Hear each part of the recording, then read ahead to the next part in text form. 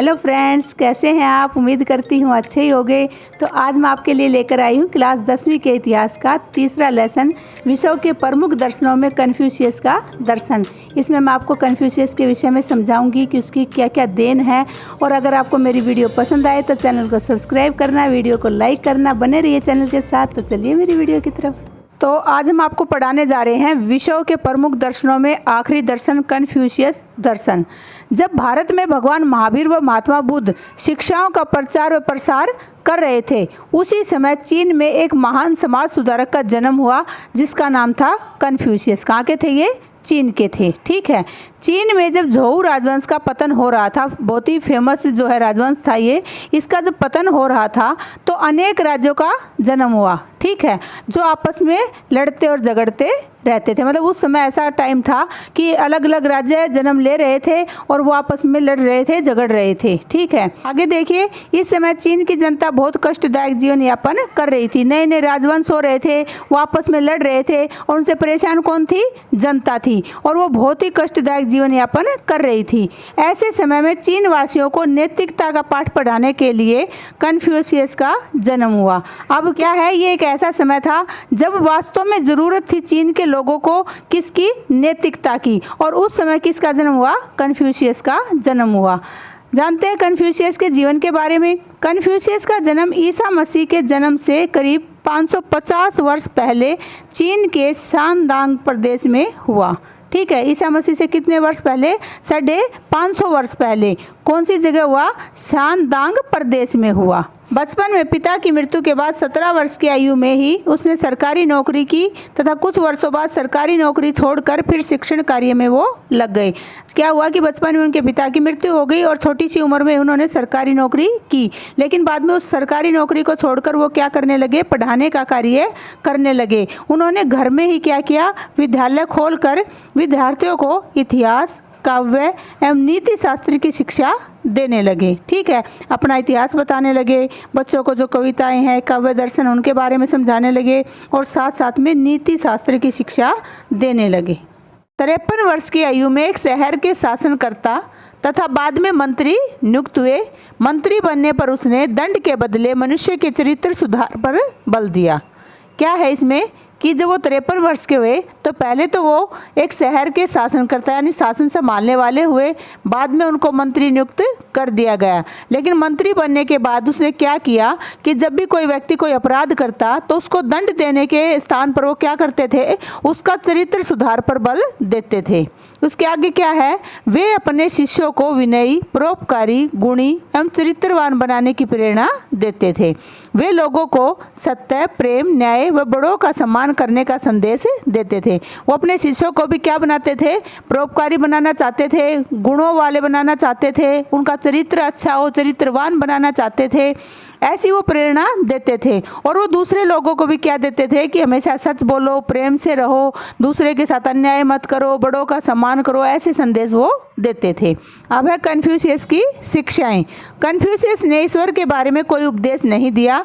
वह मुख्य रूप से समाज सुधारक थे। उनके समाज सुधारक उपदेशों के कारण चीनी समाज में स्थिरता आई। कहने का क्या मतलब है कि जो कन्फ्यूशियस थे वो समाज सुधारक थे, ना कि भक्त थे। ठीक है, उन्होंने हमेशा जो समाज को सुधारने के उपदेश दिए और उनका असर भी हुआ चीनी समाज पर। अब वहां पर क्या आई? स्थिरता आई।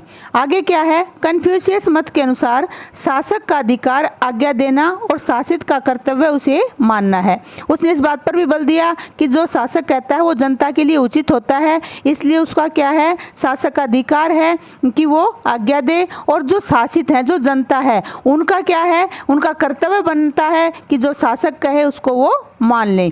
इसी प्रकार उसने कहा है कि पिता, पति व बड़े भाई का अधिकार है आदेश देना और पुत्र, पत्नी व छोटे भाई का कर्तव्य है आदेशों को मानना। ठीक है, आगे है, यह भी आवश्यक है कि मनुष्य को उसके समस्त क्रियाकलापों के लिए नियम अपने अंदर से ही प्राप्त हो सकते हैं। उसने ये बात भी समझाने का प्रयास किया कि किसी के उपदेशों से नहीं, स्वयं मनुष्य को प्रयास करने चाहिए। उसके स्वयं के प्रयासों से ही क्या होगा? उसके अपने स्वयं के नियम बनेंगे, उन नियमों से ही वो अच्छे कार्य कर सकता है। मतलब क्या है कि कहने से नहीं होता, मनुष्य स्वयं अपने प्रयास से ही अच्छे कार्य में लिप्त हो सकता है। आगे है, यह भी आवश्यक है कि आदेश देने वाले का शासन औचित्य, नीति और न्याय पर आधारित हो। साथ में उसने ये बात भी बताई कि वैसे शासक आदेश देता है और शासितों को वो आदेश मानने चाहिए, लेकिन आदेश देने वाला जो शासक है उसके कैसे हो, एक तो औचित्य मतलब सही गलत सारी चीज़ें देखी जाए, औचित्यपूर्ण हो, उसकी नीतियाँ अच्छी हों और वो न्याय पर आधारित हो, तभी कोई जो है उसकी आज्ञा का पालन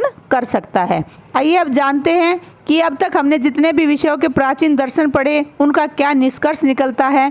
तो देखिए, विषयों में विभिन्न दर्शनों का विकास है, आप सभी जानते हो, मैंने आपको सभी दर्शन करवाए हैं।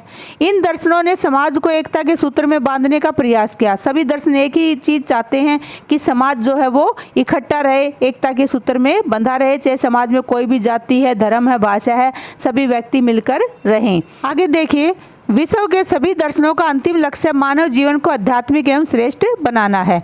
लक्ष्य आप देखो, कोई भी धर्म हो, हम किसी भी धर्म को मानते हो, हर धर्म एक ही चीज़ चाहता है कि जो व्यक्ति हो वो आध्यात्मिक हो। आध्यात्मिक मतलब भगवान को मानना, जिस भी धर्म में जो भी उनका गुरु है उसको मानने वाला हो, उस भगवान को मानने वाला हो, और श्रेष्ठ हो मतलब उच्च विचारों वाला हो, सत्य बोलने वाला हो, अपनी नीतियों पर कायम रहने वाला हो। ठीक है, सभी दर्शन मनुष्य के चरित्र निर्माण के लिए सद्गुणों की आवश्यकता पर बल देते हैं। कहते हैं जब तक मनुष्य का चरित्र नहीं बन सकता, जब तक कि वो सद्गुणों को नहीं अपनाता। तो सबसे पहली जो आवश्यकता है वो है सद्गुणों को अपनाना। आगे क्या कहता है कि मानव सेवा, परोपकार, अहिंसा, प्रेम आदि भावनाओं से सभी दर्शनों में पाई जाती है। आपने ये चीज़ देखा ही होगा कि सभी दर्शनों में एक ही बात है कि मानव की सेवा करो, ठीक है, परोपकारी रहो, अहिंसा जो है अपनाओ, प्रेम करो एक दूसरे से, यही भावनाएं हैं जो वो सभी दर्शनों में पाई जाती हैं। हमें सभी दर्शनों के प्रति सम्मान की भावना रखनी चाहिए। ये नहीं कि हम किसी एक दर्शन से जुड़े हुए हैं तो हम दूसरों को अपमान करें, दूसरों को नीचा दिखाएं, ऐसा नहीं होना चाहिए। हमें सभी दर्शनों को जो है क्या देना चाहिए, सम्मान देना चाहिए। अब आगे देखिए, सभी दर्शनों में कुछ महत्वपूर्ण शब्द यूज किए गए हैं जिनके अर्थ शायद आपको ना पता हो, तो उनमें से कुछ महत्वपूर्ण शब्द आप देखिए। मोक्ष, जन्म मरण के बंधन से मुक्ति, इसको हम क्या कहेंगे, मोक्ष। जहाँ पर जन्म मरण के बंधन से व्यक्ति छूट जाता है, उसे मुक्ति मिल जाती है, उसे हम मोक्ष कहते हैं। आसपास के तत्वों का बोध होने, समझने व उनके मूल्यांकन की शक्ति, इसको हम क्या कहेंगे, चेतना। मतलब हमारे अंदर जब तक चेतना नहीं आती, जब तक हमें आसपास के तत्वों का बोध नहीं होता, हम उनके बारे में समझ नहीं पाते या उनका मूल्यांकन नहीं कर पाते, तब तक हमें चेतना नहीं होती। जब हमारे अंदर ये पावर आ जाती है तो हमें क्या आ जाती है, चेतना आ जाती है। फिर है ज्ञान, किसी वस्तु, घटना अथवा कथन के बारे में सत्य को जानना। अब हम कई बार कोई बात सुन लेते हैं, ठीक है, लेकिन हमें ये लगता है कि ये सही नहीं है, तो जब तक हम उस वस्तु के बारे में, उस घटना के बारे में या किसी ने कोई कथन कहा है उसके बारे में सही रूप से सत्य नहीं जान लेते, तब तक हमें ज्ञान की प्राप्ति नहीं होती। और जब हम इन सभी चीज़ों के बारे में जान लेते हैं तो वो हमें इसके बारे में क्या हो जाता है, ज्ञान हो जाता है। आगे आता है सम्यक, पूर्व धारणा व किसी प्रभाव के बिना किसी वस्तु को जैसी है वैसी ही देखना। कई बार हम क्या करते हैं कि जिसने हमें कुछ बता दिया, किसी में हम बहुत भरोसा करते हैं, तो किसी ने हमें कुछ बता दिया या कोई पहले की धारणा है, पूर्व धारणा है, उसको हमने आंख बंद करके मान लिया, ठीक है, तो उसको हम क्या कहेंगे, सम्यक। मतलब जैसी चीज़ है वैसी ही हम उसको देखते हैं, वैसी हम उसको मानते हैं। अगला है मानवता।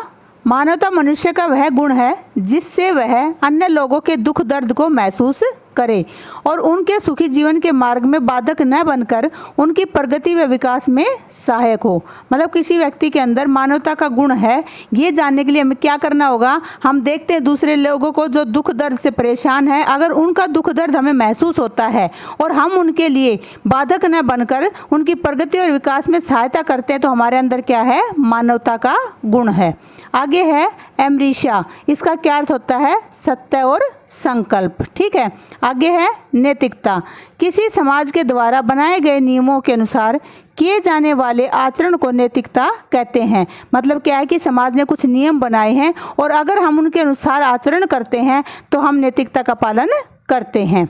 आगे है अनावर्त, ये क्या होता है, आवरण रहित, मतलब जो खुला छोड़ दिया जाए उसको हम क्या कहते हैं, अनावर्त। आगे है शाश्वत, शाश्वत का मतलब होता है सदैव के लिए। उसके आगे आता है घृत, ये क्या होता है, यह सृष्टि के सर्वमान्य नियम है तथा प्रकृति व्यवस्था संतुलन के सिद्धांत पर आधारित है। क्या है ये, सृष्टि के सर्वमान्य नियम, मतलब सारी सृष्टि नियमों के ऊपर चलती है, इनको मानती है और प्राकृतिक अवस्था में क्या रखते हैं, ये संतुलन को बनाए रखते हैं, ठीक है, तो इनको हम घृत कहते हैं।